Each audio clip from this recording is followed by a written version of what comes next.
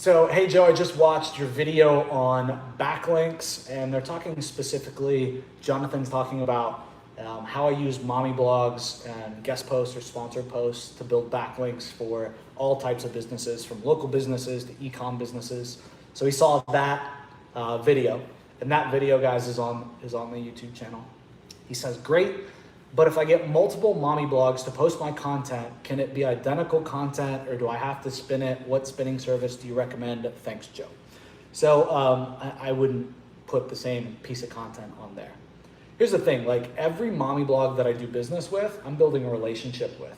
And for me, all the time, effort, and money is finding a mommy blog, prospecting to them, getting them to say yes to my pitch, coming up with a price, right? And all that stuff is very front loaded. Once I find that person, I want to keep leveraging that relationship over and over and over and over again for each and every website and opportunity and thing that I want to promote, right?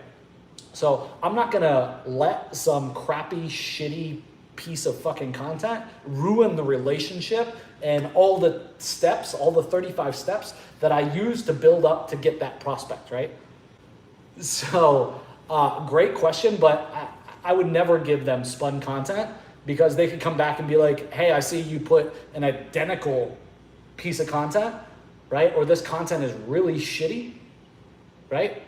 I don't want to work with you anymore. I would never want that situation to happen. So when it comes to pitching guest posts and pitching mommy bloggers and sponsored posts, I never spin the content. Never. Like, could you take the same idea for a post and rewrite it? Yes, but I would never spin it. And I don't recommend any spinning services for guest posts and sponsored posts, because understand all the work that you've done leading up to just get that opportunity and get the person to say yes, and understand what you're losing if they say no, or if they don't like you anymore.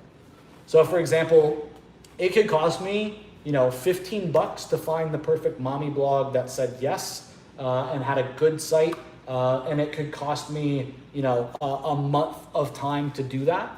And putting up a piece of content on their site and seeing how they work. It could take a long time to get through all of those steps. And then I want to bargain that relationship with a piece of crappy content. Like personally, I would just never do that. So, hey, Jonathan, I hope that makes sense.